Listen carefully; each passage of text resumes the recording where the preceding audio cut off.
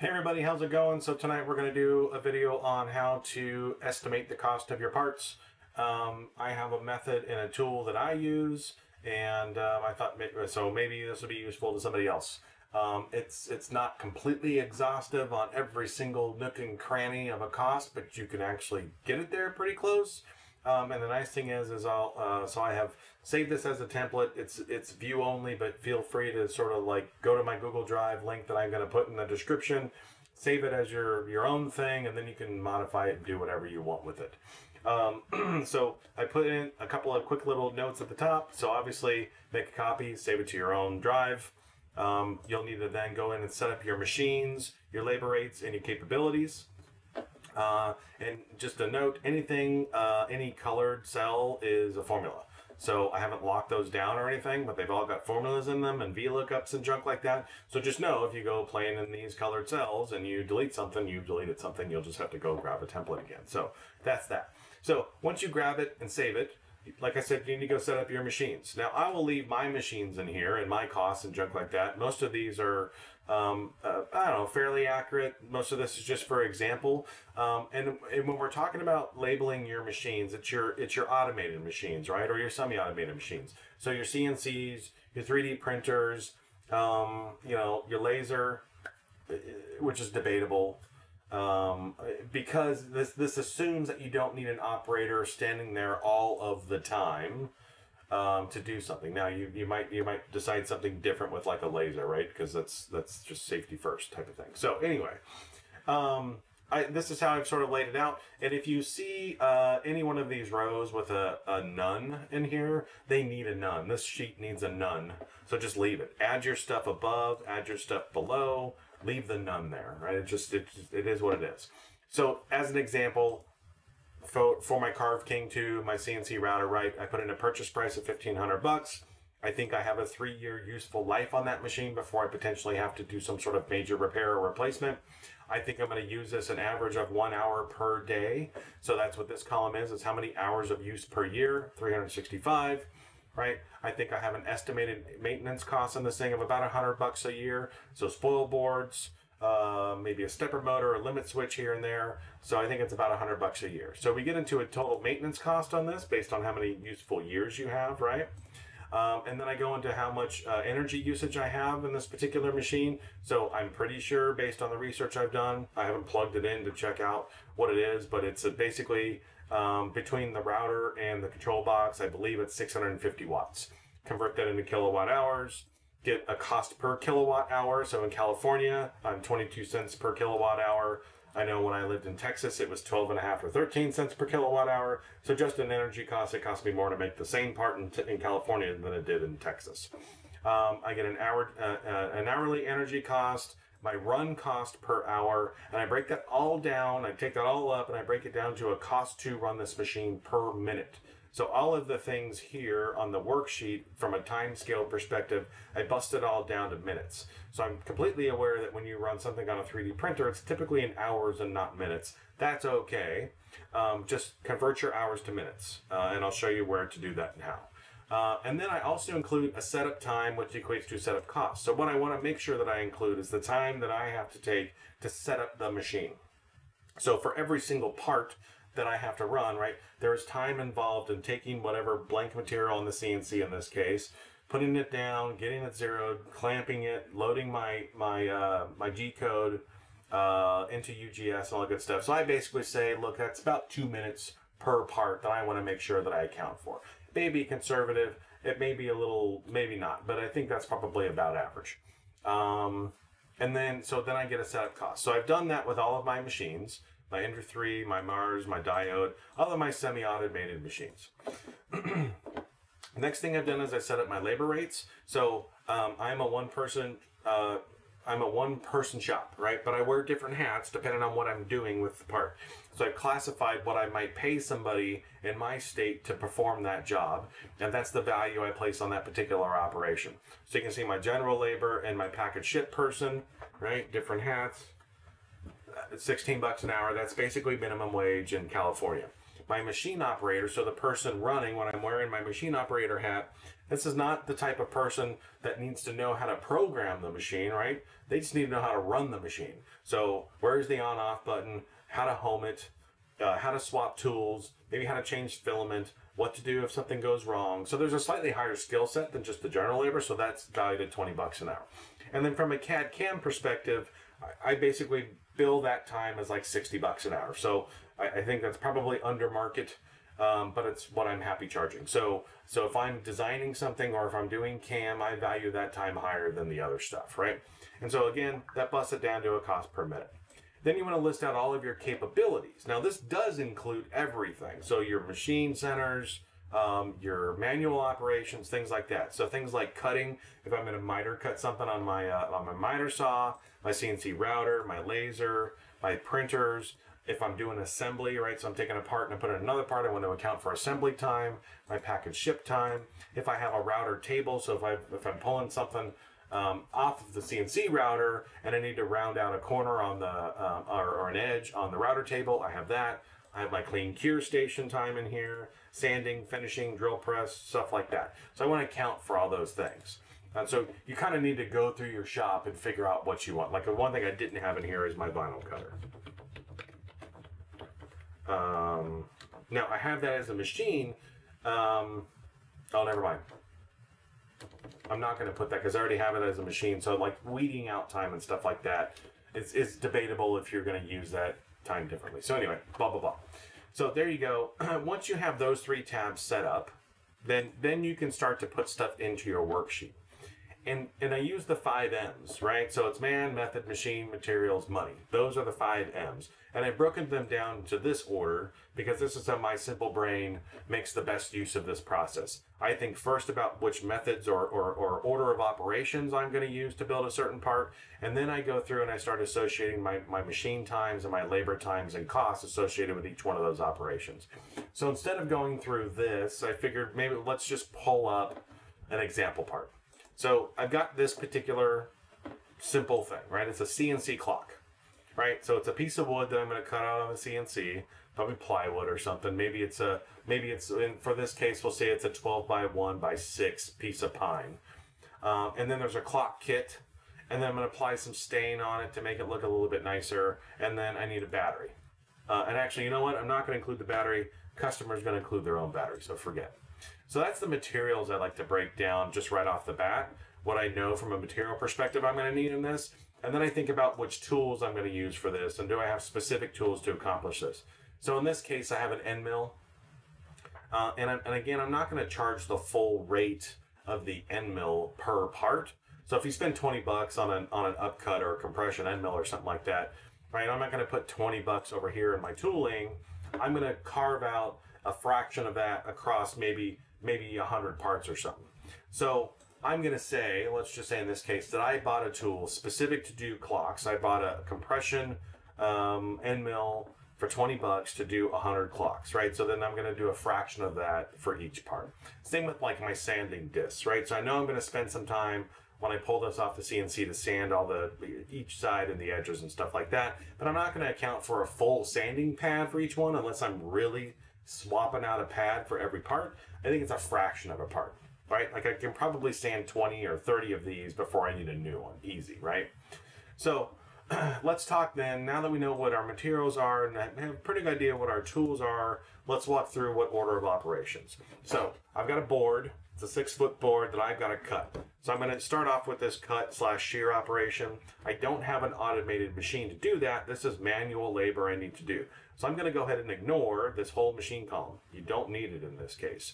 But I'm going to put on my general labor hat, and you can see I have a cost per minute here of 27 cents. And I think to load this board on there, measure and cut is about, I don't know, a minute per part.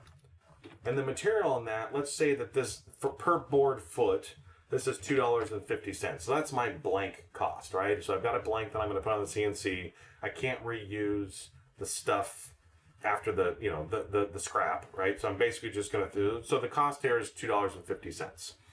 And then I'm going to put it onto the CNC. So I'm at my CNC operation here. I'm going to select my Carve King. And I know that, let's just say it's 5 minutes of machine time on this. It takes 5 minutes to cut this thing out. It's thin stuff, it's an easy cut. I could run this pretty fast, no big deal. It's 5 minutes.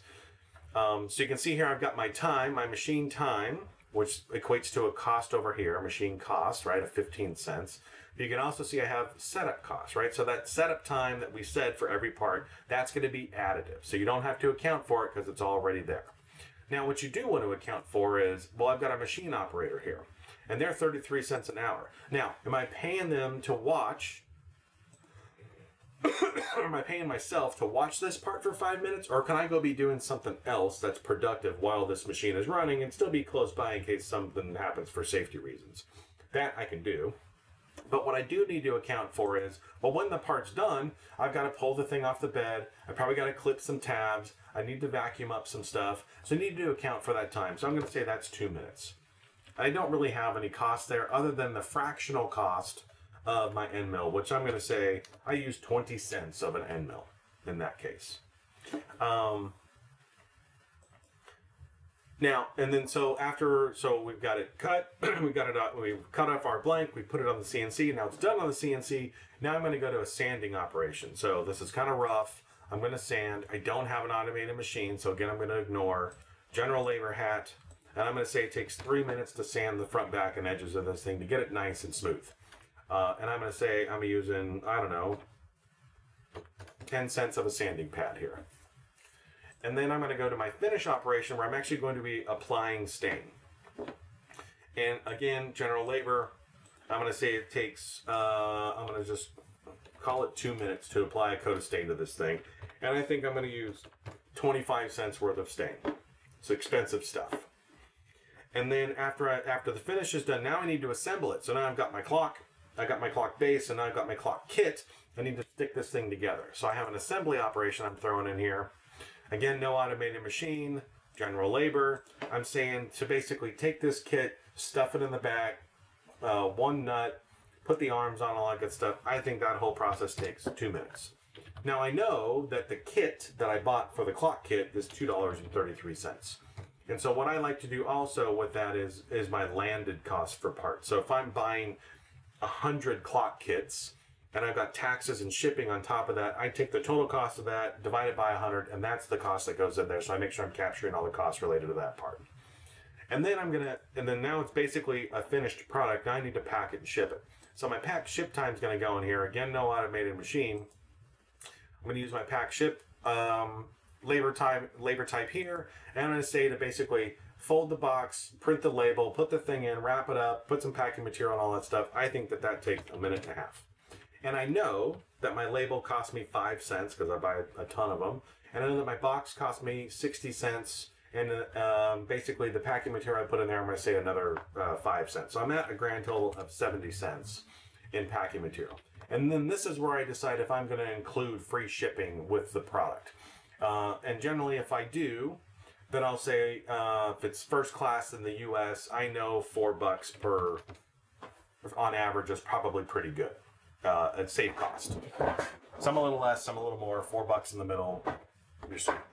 So now you have the cost to just build the part. Now you might be asking yourself, okay, but you spent some time designing this potentially, right? And developing the cam to do it. You're right, I did. But you don't throw that, or I don't throw that in my methods list, because then that implies that it's per part. So I account for that up here. That's where this section comes into play. So I say then, let's say I spent 30 minutes designing the part, and I spent 30 minutes building tool paths and optimizing tool paths. So in total, I spent 60 minutes.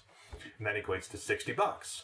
Well, you don't want to throw $60 on top of one part. I'm going to say, I think I can sell 100 of these. So now you have your raw part cost, and then you have it with your CAD CAM cost added in there. So let's say if this was a complex thing, some new special different clock, a brand new way of telling time you've developed here, and you've spent a ton of minutes on this thing, and let's say this is 360 minutes or something like that. So now you can spread that cost over whatever you want.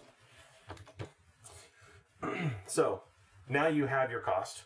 Now you can go figure out how much you want to sell this thing for. What this doesn't include, obviously, are like if you're going to sell this on eBay or Etsy, maybe you want to account for seller's fees in here, right? So maybe you want to say, if I'm going to sell this thing for, let's say I'm making it for $14, I'm going to sell it for 30. So if you sell it for 30, you're probably going to pay somewhere between $4 and $5 in seller's fees. So I'm going to go high and say $5. So now you know you're at 19 instead of the $14. Totally up to you what you want to do. Now, if you come to find out that you needed to use some super glue or something at some point, like you're going to buy the little tubes of super glue from Harbor Freight or something like that, those bust out to about 25 cents a tube, whatever. So you can include all those little costs, and you can continue to add costs in these two columns over here, independent of an operation. They don't need to be tied to an operation. I'll just total them up if that's what you want to do. Okay. So there you go. Now let's run a slightly different scenario where we're going to run a clock, but instead of it being CNC'd, let's 3D print something. So this is a 3D printed clock. It's obviously the Smith Star. So instead of wood, this is going to be, instead of wood and CNC, this is plastic, right, and 3D printer. But there are some differences in the operations because we don't need some operations to do this. So I don't need a cut shear operation. So we're going to go ahead and delete this. I'm going to delete my labor time associated with it and my my material costs, because my material costs are now going to be down here in my FDM column. I'm going to pick my Ender 3. And I know that this is a 12-hour print. It's kind of beefy. It's a big thing. So 12 hours, this is going to be 720 minutes, right? 720 minutes to do that. Again, machine operator, and here's what you need to pick. Are you paying somebody 720 minutes to stare at the 3D printer? I don't. To me, the 3D printer is a fire and forget weapon. I still have my standard setup cost in there, right? So loading filament, getting the thing homed and ready to go is still there. So I've accounted for that. I'm not going to stand there for 12 hours while this thing prints. But I am going to spend a couple of times, right, to peel this thing off and get rid of some fuzzies and maybe do a couple things. So I'm taking care of that labor time here. And I know that in this operation, because Idea Maker told me that my material time was 12 hours and my material cost was $4.56. So that's where I'm applying that. You can put some fraction of a nozzle in here if you want, or some fraction of some sort of maintenance cost. To me, that's getting down to some certain pennies. Now, where I would put in something here is like, let's say I was doing this clock for a customer and they said, I want you to do it for some ungodly reason in a 0.8 millimeter nozzle. Okay, well then I'm going to load in the $4. Oops, the $4 for the nozzle here just to account for it, because I'm probably never going to use that again, and I'm going to charge the customer for that whole nozzle. So that's that. Now, we don't need a sanding operation, so we can get rid of this, right? Or more to the point, I'm not going to sand this. This is coming right off the printer and into not being sanded, so I don't need that labor time, and I don't need that labor cost for my sanding pad. I'm not going to spend any time finishing this, so I'm going to delete that. I'm going to delete this and this. I still do have to assemble, right? So I still have assembly time. I have to put the clock kit into the thing, put the thing on there. It doesn't change. The cost is the same, 2 minutes, $2.33 for that kit. I still need to pack it and ship it. Now, I think this is a little bit heavier. So instead of it being $4, I think I'm going to probably pay closer to like $4.25. And for this case, I'm not going to use that, but I am going to still use some glue. So now you can see our machine cost has popped up over here, right? Our labor cost is different. So now you get a breakdown of what your hard costs are, right, between your materials and your tooling.